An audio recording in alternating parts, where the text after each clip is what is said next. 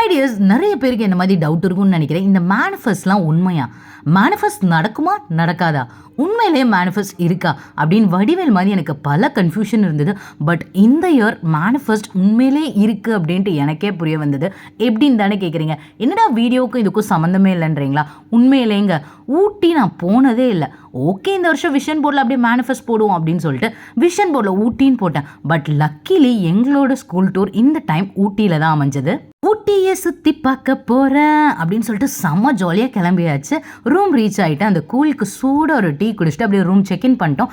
செம்ம சூப்பராக இருந்தது ரூமு. அப்படியே பால்கனியை திறந்தா அப்படியே ஒரே பனிமூட்டம். தொடச்சிட்டு பார்த்தா வியூ செம்ம சூப்பராக இருந்தது. அப்புறம் டக்குன்னு ஃப்ரெஷ்அப் ஆகிட்டு கீழே சாப்பிட்றதுக்கு போயிட்டோம். வெரைட்டியாக அவ்வளோ ஐட்டம்ஸ் இருந்தது. அந்த கூலுக்கு ஜூஸ் வேறு வச்சுருந்தாங்க. அந்த சைடே எட்டி பார்க்கல. அப்புறம் பிரெட்டு ஜாமுன் நமக்கு தேவையில்லாத ஐட்டமாக இருந்தது. அப்படியே இங்கிட்டு திரும்பி வந்தால் சுட சுட இட்லி, வடை, சாம்பார், சட்னி, பூரின்னு சொல்லிட்டு அவ்வளோ ஐட்டம்ஸ் வச்சுருந்தாங்க. எனக்கு ரொம்ப நாளாக இந்த லைவ் கவுண்டரில் போய் சாப்பிடணும்னு ஆசை. ஸோ மசால் தோசை ஒன்று சொன்னேன். அவங்க மாவு எடுத்து ஊற்றி அப்படியே ஒரு சுற்றி உள்ள மசாலா எடுத்து நிறைய எண்ணெய் ஊற்றி சூப்பரான ஒரு தோசை கொடுத்தாங்க. டேஸ்ட் உண்மையிலேயே வேறு லெவலில் இருந்தது. ஃபர்ஸ்ட் டைம் இந்த மாதிரி லைவ் கவுண்டரில் நின்று அவங்க போடுற தோசையை வாங்கிட்டு அப்படியே வந்து சுட சுட சாப்பிட்ற சூப்பராக இருந்தது.